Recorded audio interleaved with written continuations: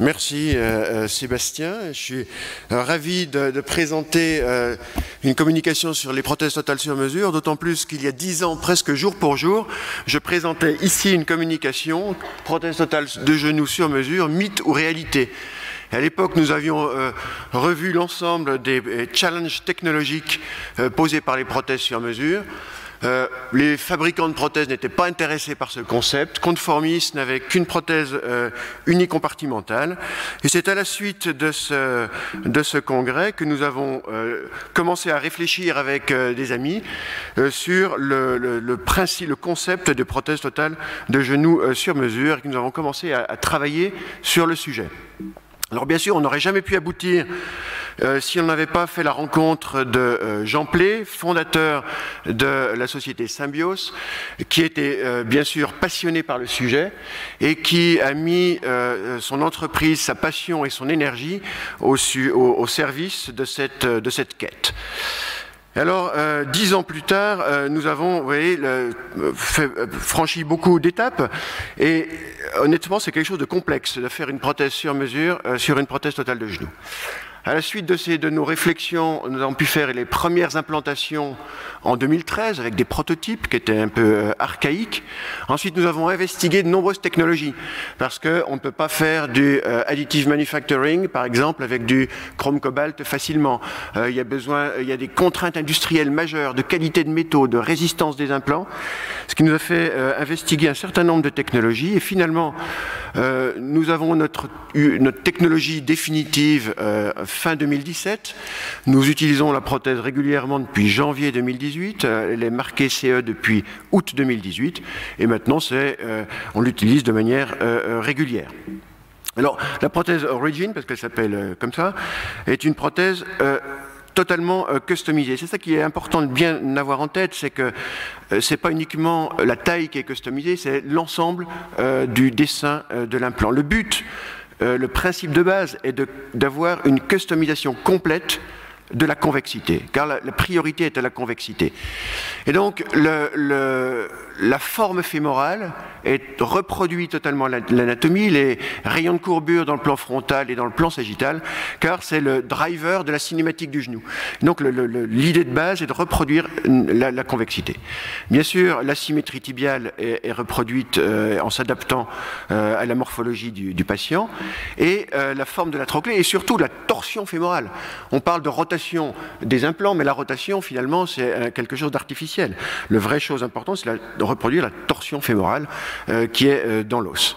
Et puis, bien sûr, si on a des implants customisés, ça impose de reprendre un alignement customisé, de reproduire l'alignement natif du patient. Alors sur le plan technique, on fait un scanner. À partir du scanner, il y a un planning 3 dimensions et ensuite la fabrication. Alors la fabrication des instruments en plastique est faite par technologie additive. En revanche, la fabrication des implants est faite par technologie classique de moulage, puisque le fémur est en chrome cobalt et l'additive manufacturing avec le chrome cobalt entraîne des fragilités de résistance mécanique. Alors oui, vous voyez des exemples. Hein, oui, les machines travaillent 24 heures sur 24, 7 jours sur 7, pour faire la customisation par un machining, un usinage en fin de course, à partir de pré-prothèses qui sont finalement ajustées à la fin. Alors une fois que l'implant et le matériel et les instruments sont faits, tout est mis dans une boîte, stérilisé et envoyé à l'hôpital. Et les hôpitaux sont ravis, les instrumentistes sont ravis, parce que dans une boîte comme ça, il y a tout. Vous voyez, il y a les instruments, il y a les implants, et donc ça fait gagner énormément de temps au bloc opératoire. Donc cette expérience de quelques années nous a montré que c'est faisable et que c'est quelque chose, un processus qui est sur le plan industriel et sur le plan de la stratégie chirurgicale est faisable. Alors on peut parler de beaucoup de choses sur les prothèses sur mesure, mais je voudrais qu'on parle un petit peu de l'alignement, puisque c'est un peu un des sujets de la matinée. Alors vous avez vu toutes les discussions qu'on a sur l'alignement, que ce soit par le biais de la robotique, que ce soit par le biais de la navigation, que ce soit par le biais conceptuel, on bute sur 3 problèmes qui sont intriqués. C'est-à-dire il y a l'imagerie préopératoire. On a généralement une imagerie qui ne nous permet pas de comprendre la déformation native. On ne fait pas la part sur nos radios entre la déformation constitutionnelle et la déformation acquise. Et donc, on ne peut pas comprendre l'alignement de base. Si on veut restaurer l'alignement natif, on est obligé de comprendre l'alignement natif, on est obligé d'avoir des implants adaptés. Si on veut avoir des implants adaptés, on est obligé de les mettre dans un positionnement adapté. Enfin, vous voyez, tous ces trois points sont intriqués et depuis des années, on bute sur ces trois points. Et si on ne règle pas les problèmes sur ces trois facteurs, eh ben, on ne peut pas résoudre les problèmes de la prothèse totale de genou. Alors, on a déjà publié nos concepts, nos premiers résultats, notamment dans le livre récent de Pascal-André Venditoli et de Charles Rivière. Ces articles sont open access, donc vous pouvez y avoir accès facilement. Alors, le principe, c'est qu'on a déjà besoin d'une analyse 3D à partir d'un scanner pour analyser séparément la morphologie du fémur et la morphologie du tibia. Et il était bien démontré qu'avec une analyse 3D, on peut compenser les pertes osseuses liées à l'usure et donc retrouver et déduire précisément l'axe natif du fémur et du tibia. Et à partir de là, eh bien, on peut en faire un planning qui va reproduire l'alignement natif si on souhaite. Alors bien sûr, on veut mettre des limites parce qu'on ne veut pas partir à l'aventure. Donc on a décidé de limiter l'obliquité des coupes à 3 degrés, donc pas plus de 90, plus ou moins 3. On a accepté d'avoir plus ou moins 2 degrés d'obliquité additionnelle dans les implants, et on veut rester dans un secteur entre 5 degrés de varus et 3 degrés de valgus global. Alors notre raisonnement est fait à partir de matrices. Vous voyez, on planifie les patients à partir d'une matrice avec en abscisse l'axe fémoral, en ordonnée l'axe tibial, et vous voyez qu'on a mis les définitions morphotypiques définies par Michael Hirschman.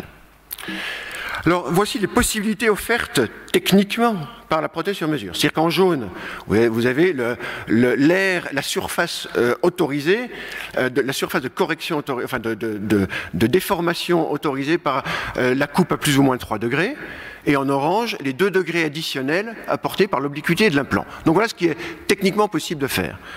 Mais comme on veut rester dans un secteur 5 degrés de varus, 3 degrés de valgus global, vous voyez, on a défini une safe zone en jaune ici, et donc l'idée c'est que tous les patients qui, de manière constitutionnelle, sont dans cette safe zone, on ne change pas leur alignement, c'est-à-dire qu'on reste dans cette safe zone, on ne change pas leur alignement natif. Et tous les patients qui sont en dehors de cette safe zone, eh bien on va les corriger de façon à réintégrer la safe zone avec 2 règles. On les laisse dans leur catégorie morphotypique de Hirschman, c'est-à-dire qu'un patient qui est varus fémoral neutral tibial, eh bien on le laisse dans ces morphotypes, etc. Et on ne franchit jamais la ligne du varus valgus global. Donc à partir de cette matrice, on arrive à programmer les choses correctement. Vous voyez cet exemple. C'est un patient qui a un varus bilatéral, avec sur le scanner, enfin sur la radio, vous voyez un varus assez important. Sur le scanner, il n'y a que 8 degrés de varus. Et ce patient est en dehors de la safe zone, tant sur les radios que sur le scanner. Donc on le corrige, comme vous le voyez en jaune, de façon à arriver sur la safe zone. Donc la planification était prévue avec 2 degrés de varus résiduel. Et au bout, après l'intervention, nous avons 3 degrés de varus résiduel. Voilà un autre... Ah, pardon. Comment on fait pour revenir en arrière? Ah, mais... Sorry, j'ai pas... Ah, mais j'ai un problème, j'ai 2 varus, tant pis, c'est pas grave. Alors voilà les résultats de notre série globale sur les 266 premiers patients. Vous voyez notre distribution sur les radios préopératoires, la distribution sur le post-opératoire. Donc on a pu réintégrer beaucoup de patients dans la safe zone. On n'est pas parfait, vous avez vu qu'on a quand même quelques outliers, mais c'est notre learning curve parce qu'on a appris à servir des guides sur mesure, on a appris ce concept. Donc on a certains patients qui sont quand même restés en dehors de notre safe zone. Mais globalement, on arrive pas mal à mettre les patients dans cette safe zone, ce qui est relativement satisfaisant.